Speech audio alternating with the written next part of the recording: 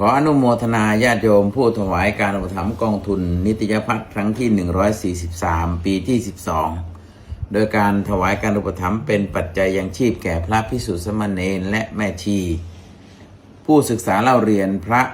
บาลีที่สำนักเรียนวัดมูลีโลกยารามและสำนักเรียนอื่นๆที่ท่านเข้ามาร่วมอบรมด้วยในวันอาทิตย์ที่30พฤศจิกายน2568เวลา20:30ในวันนี้นับเป็นบุญสำหรับญาติโยมทั้งหลายทั้ง18คณะที่ได้ร่วมสนับสนุนถวายกำลังใจจึงขออนุโมทนาประกาศรายนามผู้โชคดีมีบุญดังนี้คณะที่1จำนวน42ทุนนำบุญโดยท่านอาจารย์ดร.พระมหาจัญญาสุทธิยาโนเจ้าวาดวัดพุทธปัญญาและญาติโยมชาววัดพุทธปัญญานอกจากถวายอุปถัมภ์บำรุงประจำเดือนแก่พระภิกษุสามเณรแล้วท่านยังได้ถวายปัจจัยสมทบทุนภัตตาหารเพลอีกด้วยเป็นจำนวนปัจจัยรวม32,000 บาทสำหรับผู้บริจาคมีดังนี้ดร.พระมหาจัญญาสุทธิยาโนเจ้าวาดวัดพุทธปัญญาดร.พระมหานรินทร์โทเลขานุการคณะกรรมการอำนวยการวัดพุทธปัญญา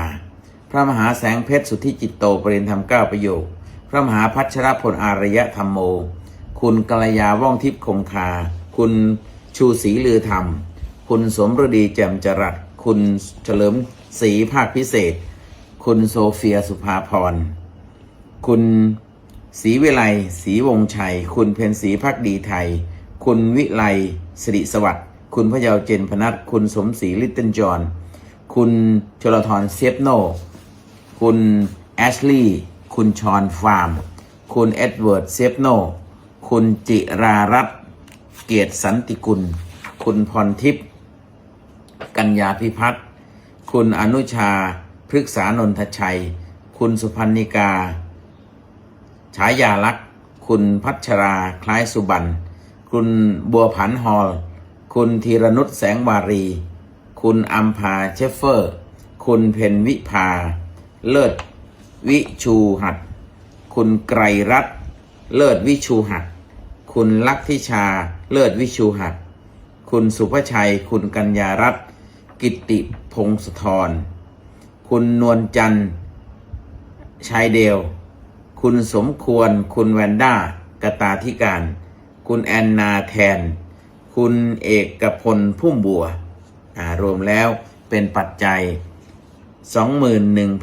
21,028 บาท 78 สตางค์อันนี้ก็เป็นถวายทุนนะนอกจากถวายพระตาหารเพล